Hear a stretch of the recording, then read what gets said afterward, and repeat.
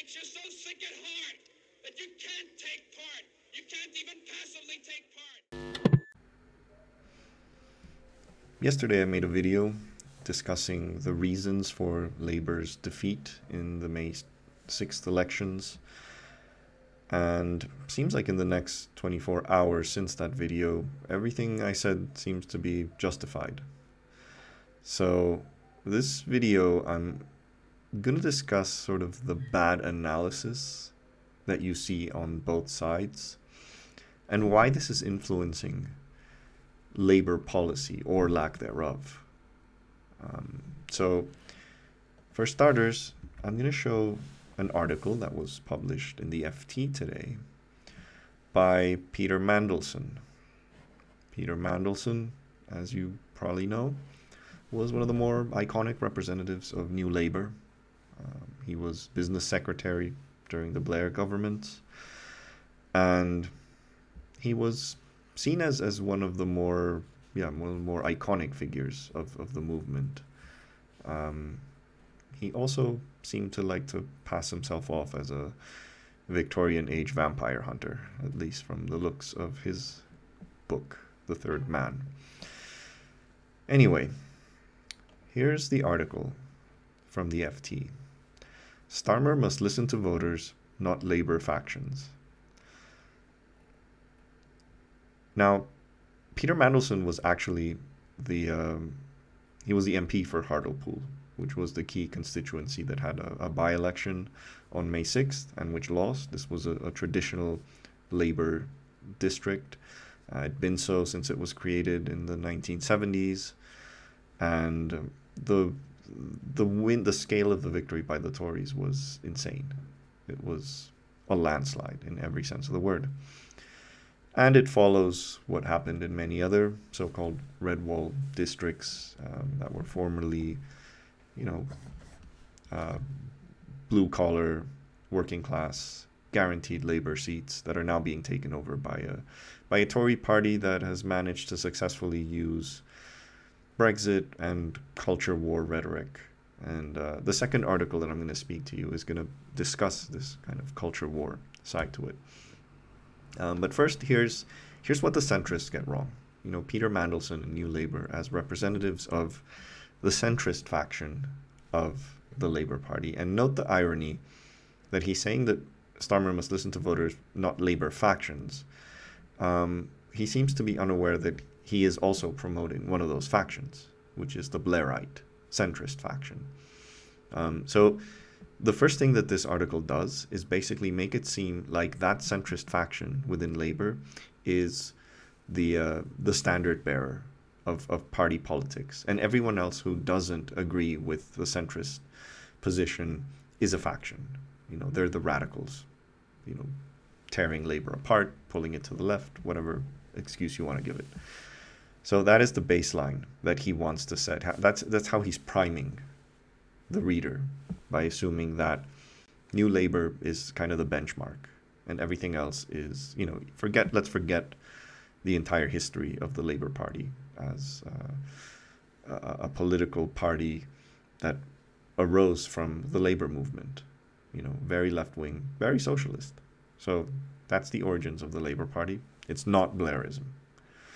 But anyway,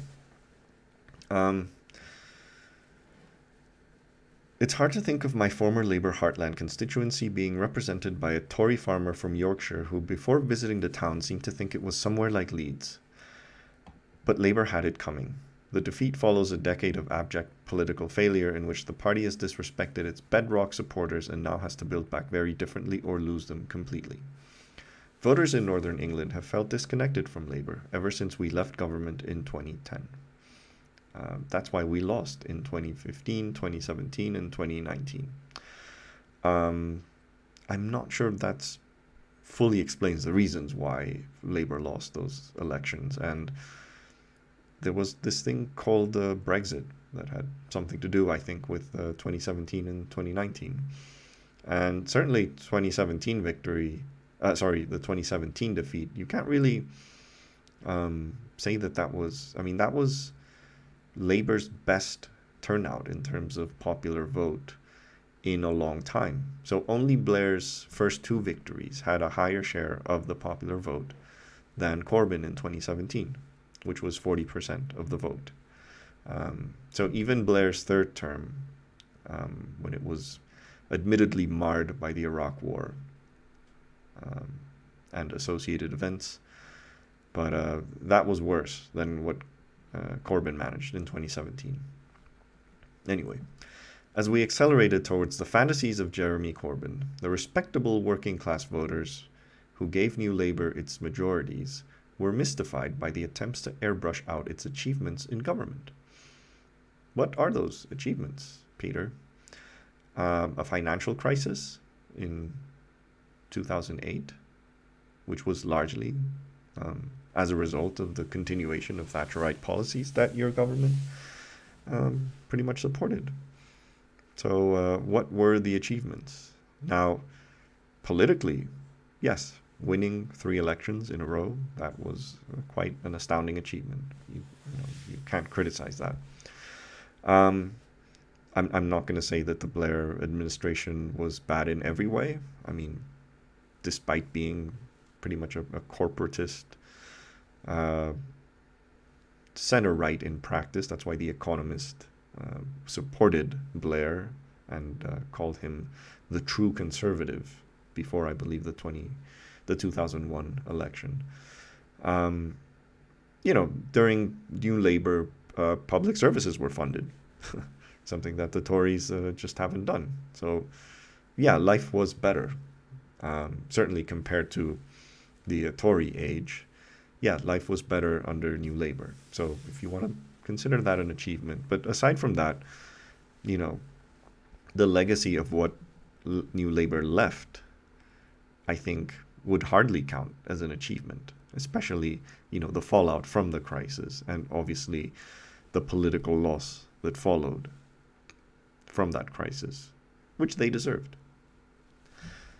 Anyway, the party figures who are now gunning for Keir Starmer are the people who bequeathed him an entity that had become barely recognizable as a functioning political party. Certainly not a competitive one capable of winning a general election. It is extraordinary that Starmer should be blamed for losing a by-election he and his team put everything into, but could not possibly turn around with the hand they were dealt. So again, this is blaming Corbyn for everything. And yes, Corbyn, I think, did a pretty bad job at managing the Labour Party. I don't think he was a very effective leader. I think the benefits of Corbyn were the fact that he had a positive, radical agenda. And that's something that Starmer doesn't have. So Starmer doesn't have charisma and he doesn't have an agenda. So when you say that he put everything into it, what exactly do you mean? What did he do? How did he go out of his way? I see nothing that Starmer did that showed that his team put everything into, picking bad candidates, like the Labour candidate for Hartlepool, not having a national agenda, not having a manifesto that local politicians could at least bank on. If, as I explained in the previous video, the ability of local councils in Britain to really enact, economic change is limited. It's not a federal republic. So there are definitely, you definitely have a local message. I'm not saying that local candidates just should bank on like national policies, far from it. But it helps if you do have a national vision for the country in the post-COVID age. And that's something that Starmer simply hasn't prepared. And it's been a year now since he's been opposition leader. There's no excuse for this anymore. Like, he should have already carved out an agenda, and he didn't. The question, therefore, for Starmer is how he is going to transform this hand, or whether he will face a realignment of British politics that will rob the centre-left of power for the foreseeable future. So again, here's the baseline that he's setting. He's basically, why? The question I would pose to him is, why must the centre-left have power? I mean, this is sort of um, Tina politics. Tina being there is no alternative except centrist policies. I mean, the thing is, Mandelson just doesn't have any vision. He's incapable of conceiving a Labour Party that isn't centrist, that isn't New Labour. And I think that is really problematic, because now you're not so the challenge is different. So what he doesn't understand is that it's not like we need to go back to Blair era politics. When you had a Tory party that was still not yet a nationalist populist party like it is now. That happened thanks to Brexit and is now being cemented by people like Boris Johnson. He doesn't understand that his opponent has changed and that you can't fight this opponent with the center left, because the reason that people vote for national populists is because the center fails. Centrist policies have failed. This was patently clear in 2008 as a result of the financial crisis. It is patently clear as a result of austerity. And it's patently clear during and after the COVID crisis. So why does he want to pursue politics that failed? Anyway, no doubt when the results of the Super Thursday elections are analysed, it will show considerable geographic variation for Labour, but in the Midlands and the North, I suspect that a Brexit effect will be detected. With the cultural divides it intensified and the deeper cultural forces and antagonisms it exposed, making it much harder for Labour to win back the respectable working class that was once the core of his vote. I don't know why he calls respectable working class. Is there an unrespectable working class? Strange phrasing there. So yeah, the Brexit effect is real.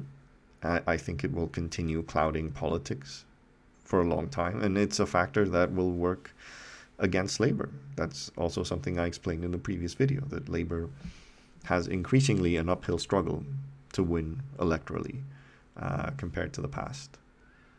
And the analogy that I gave is playing a football game against a major football power like Brazil, Germany, or France. You have to play a perfect game to beat them. They don't need to play a perfect game to beat you. And Labour needs to understand that. So I'm going to skip some bits and just go to the better ones. The party needs a strong, powerful program and message capable of building this coalition of voters alongside a fresh statement of Labour's aims and values in the 21st century. The idea that the party, freed from the incubus of Corbyn, can continue to uphold his policies is ludicrous. Starmer needs to wipe the slate clean and address the fresh challenges of post-COVID, post-Brexit era with boldness and realism. As things stand, we cannot say this is a work in progress and that it needs to start urgently. How are you going to achieve this with status quo policies? I mean, he's right that Labour needs a powerful program and message. That was the failure of Starmer, and is proof that he can't then go and say that Starmer didn't do enough. I mean, that Starmer did enough. No, you didn't, because you didn't have exactly what you're now saying that Labour needs to have. But this idea that you can just get rid of Corbyn's ideas, of Corbyn's supposed radicalism.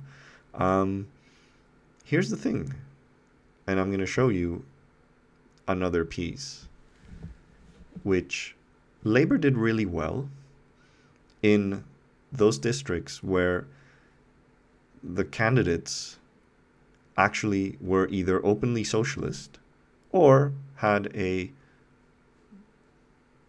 left sympathizing platform.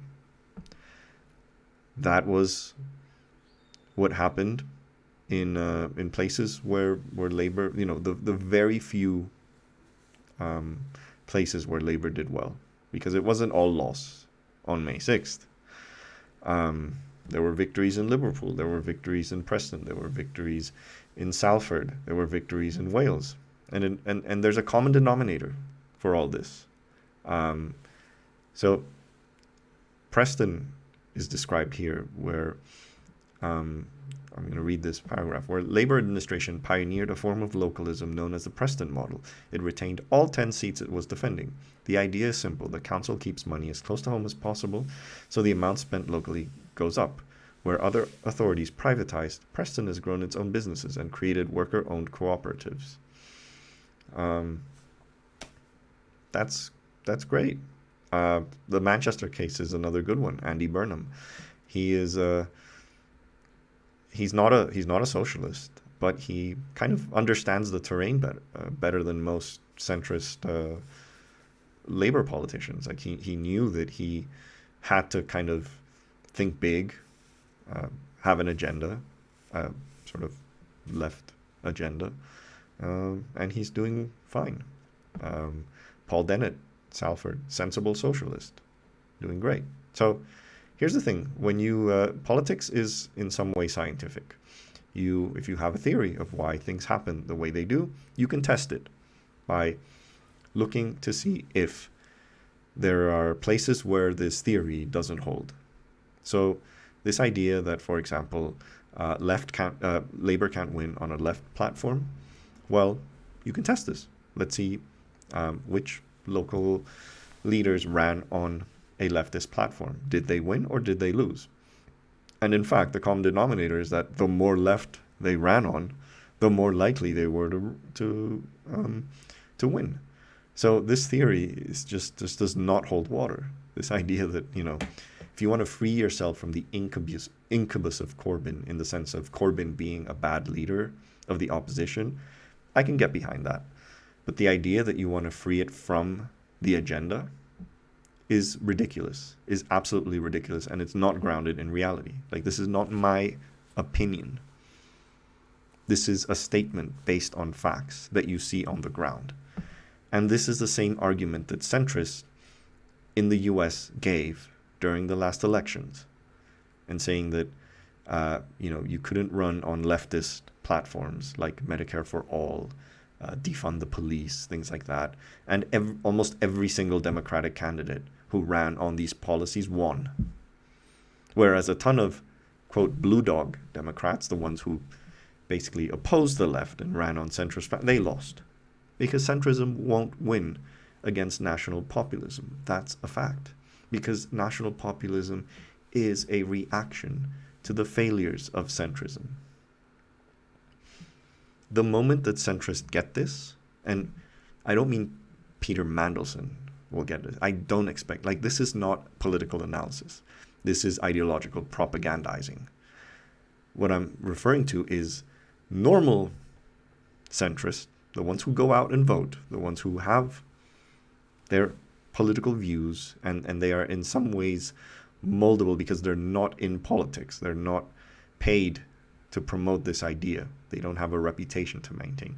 These are the people who I think need to wake the fuck up and realize that these policies don't have a future.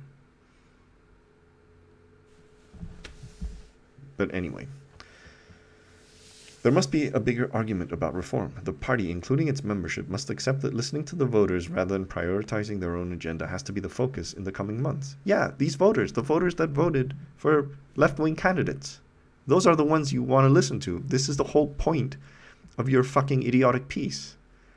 And what are you doing? You're saying they don't count.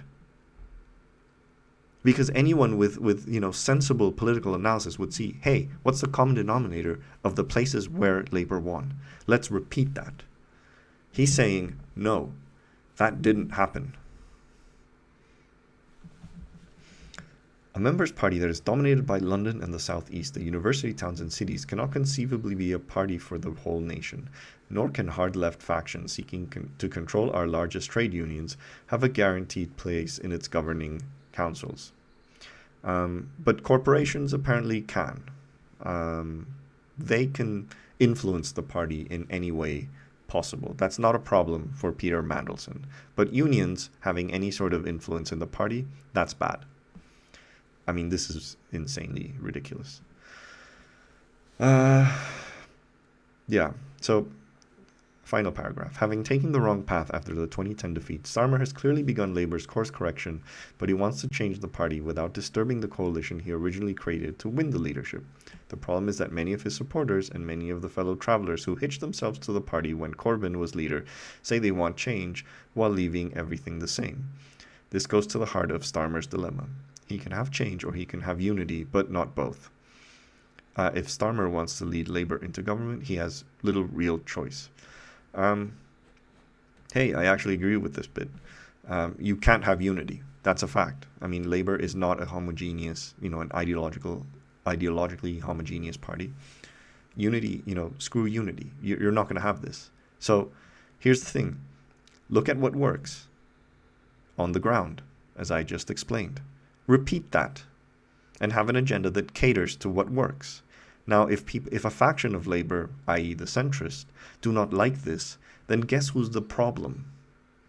Guess who should not be heard because they're actually working against the interest of the party, which is to obtain political power, which is to win elections.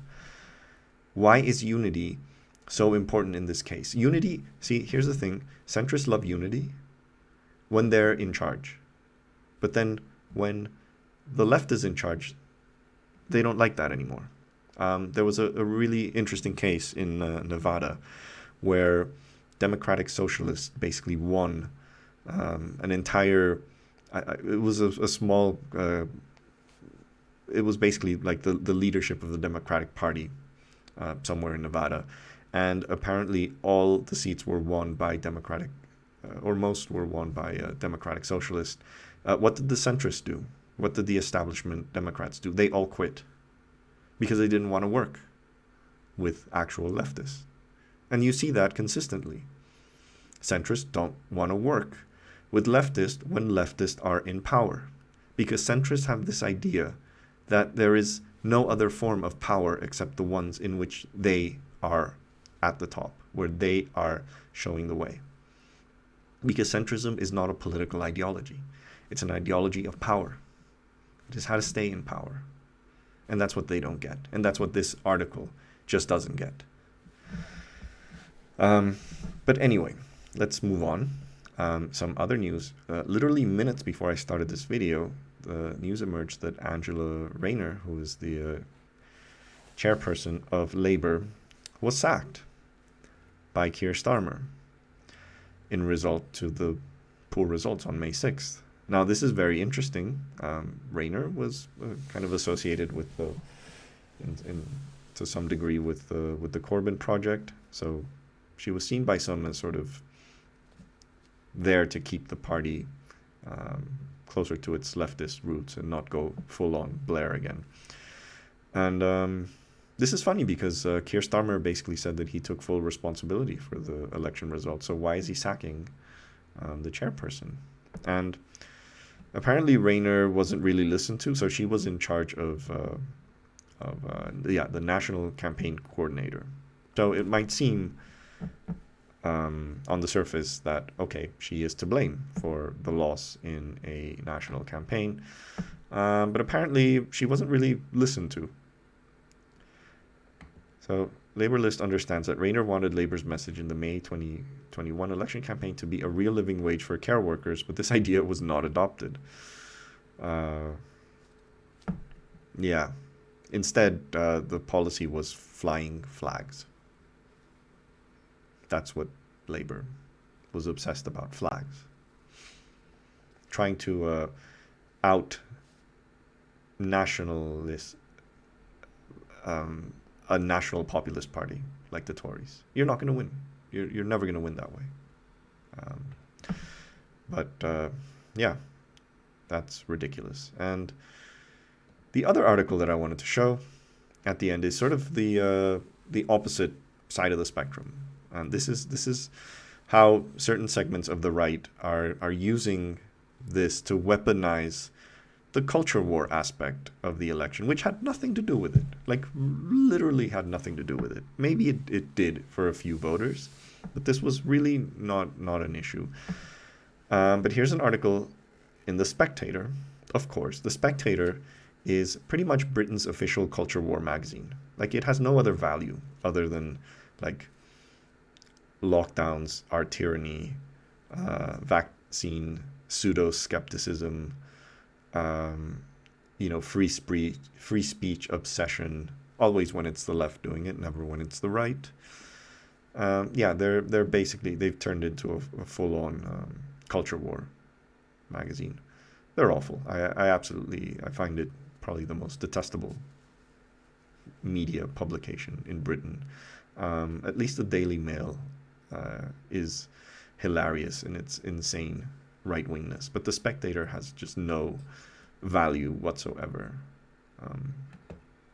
You can't even use it as toilet paper. Anyway, they love to have someone sort of from the other side. In this case, Khalid Mahmood, who is a Labour MP. So here's his explanation for why his party did so bad. My view is simple. In the past decade, Labour has lost touch with ordinary British people. A London-based bourgeoisie, with the support of brigades of woke social media warriors, has effectively captured the party. They mean well, of course, but their politics, obsessed with identity, division, and even tech utopianism, have more in common with those of California high society than the kind of people who voted in Hartlepool yesterday. The loudest voices in the Labour movement over the past year in particular have focused more on pulling down Churchill's statue than they have on helping people pull themselves up in the world. This is like Thatcherite rhetoric, the sort of pull yourself from your bootstraps. No role in sort of the state or redistribution or progressive taxation. None of that. It's aspirationalism. This is sort of new Labour aspirational rhetoric. No wonder it is doing better among rich urban liberals and young university graduates than it is against the most important part of its traditional electoral coalition, the working class. A bit of superficial flag waving reinforced from urgent memos from party headquarters isn't going to fix that. I actually agree with this, and this is the whole flag obsession that I mentioned. Their patriotism. We have to recognize that the patriotism of these voters runs much deeper than that. They are more alert to rebranding exercises than spin doctors give them credit for. This is true. Their patriotism is about historic pride in their places, the heritage and stories of those places, and the Britishness and Englishness of the people and families that call them home. So I'm sorry, but what does any of this have to do with the concerns of the average Hartlepool voter? I'm pretty sure that most of them didn't care about these things. Also, the Labour Party, at least the Starmer Labour Party, isn't woke. Like, this isn't part of their brand. And as we see also with the Democrats, it's really easy for the right to simply just blame you for woke, the excesses of woke culture and cancel culture and all these things, even when you have nothing to do with it. Because right now, the culture war is really what makes the right win in many cases. So this is really strange. It's like wokeness and culture wars had nothing to do with this election, but this guy is now blaming the Labour Party for being too woke, and that's why it lost touch with these ordinary British people, or as Peter Mandelson would call them, respectable working class voters. But, again, is this political analysis, or is this just, like, your own pet peeves? And finding a sympathetic magazine, because the Spectator will literally take any opinion from anyone, especially if you're at least, something about you is from the left, in this case, being a Labour MP. They'll have you on, as long as you're going to trash wokeness and preach their culture war narrative. But Labour made, I'm going to skip some bits here, but Labour makes a mistake if it thinks that all this is about nostalgia and looking backwards. It is also about the present. People on the ground, far from the elite and academic discussions in the capital. So again, this is the sort of London bubble rhetoric, which Starmer is falling for, because his response to the election has been, oh, we're going to move our headquarters or move staff away from London so that people realize that we're a national party, not just London-centric. I mean, this is just complete BS. Do you really think people from Hartlepool were like, oh, I'm not going to vote for Labour because they don't have a headquarters. Their main headquarters isn't in Yorkshire. I mean, all parties are London-centric. Britain is a very capital-centric country. That is not a good thing. But, moving your headquarters or moving staff outside just doesn't change things. What about economic policy? This is something that you should, if you had an agenda or a manifesto where one of the items was, hey, we're going to find ways of improving job prospects outside of London. Maybe that could work. Anyway, he says they want job security themselves, not 0 hours contracts, and for their children and grandchildren to have a bright future. They want an NHS that works and doesn't leave them waiting for months for an operation or weeks for an appointment with their GP. They want investment in infrastructure and basic transport such as cleaner and greener buses. Most of all, they want to be listened to. I despaired when our local council ignored a 15,000-strong petition for a new flyover. On occasion, that we know best attitude can be found on a local level too. Hey, guess what? As I just showed you, a lot of the Labour candidates who were promoting very strong localist policies did very well. Left-leaning localist policies, they did very well. But yeah, this all could have been in an agenda, in a manifesto, because people want local policies. They want proposals that'll help their communities, their cities. But they also vote for you because you have an idea for the future, a vision for the future, for the whole country. So far, Labour didn't have that. And the only people who won were the ones who had the first thing. So imagine how well Labour would do if you had both.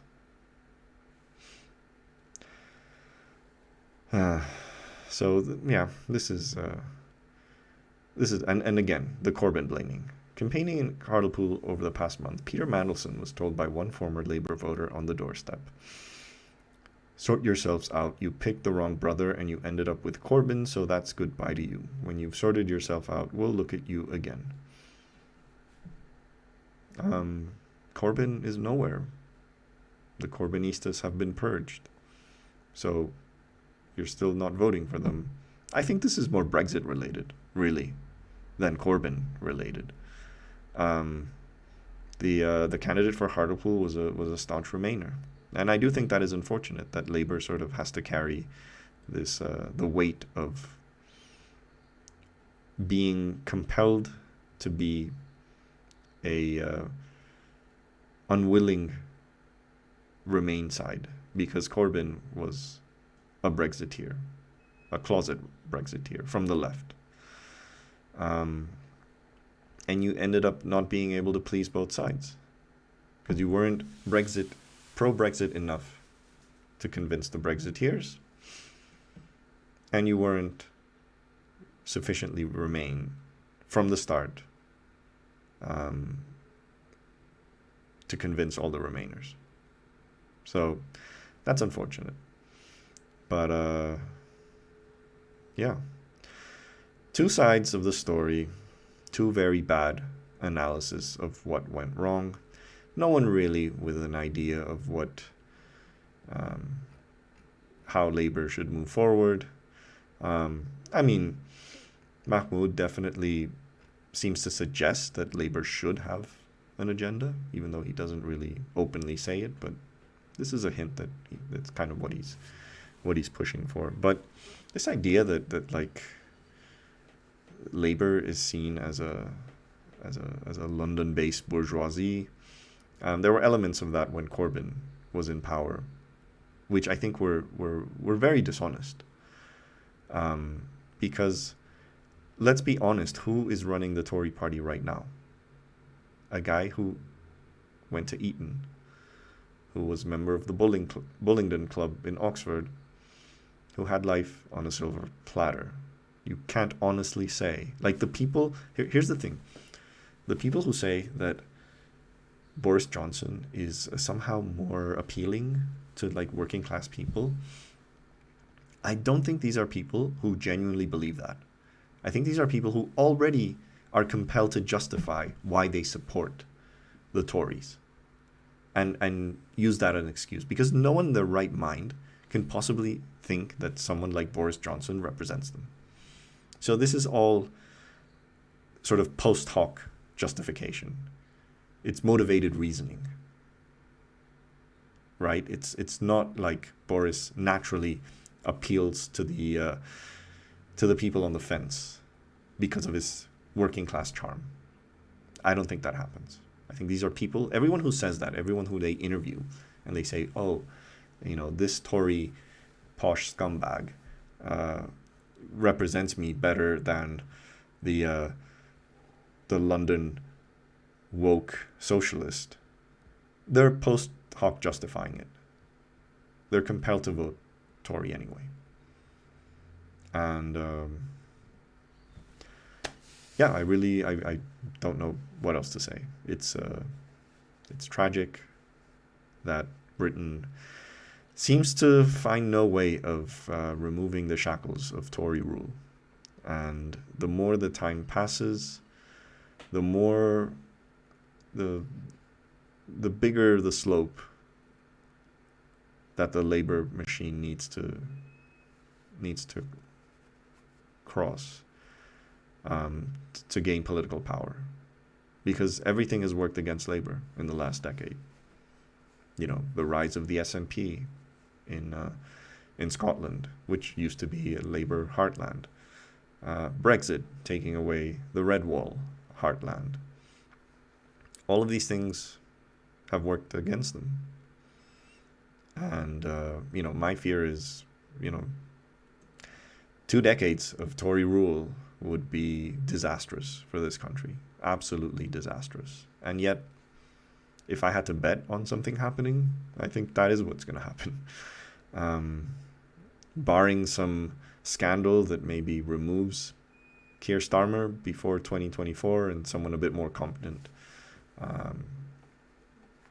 more antagonistic with the government, and more importantly, with an agenda, with a plan, with a manifesto.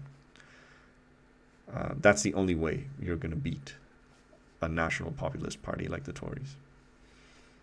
So, yeah, on that sad note, do check out my previous video on this, where I go into more detail of why I think Labour performed poorly.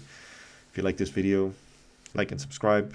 It's a new channel. I talk about UK politics, US politics, global politics, Latin American politics in Spanish. And every new subscriber is very appreciated. So, thanks for watching.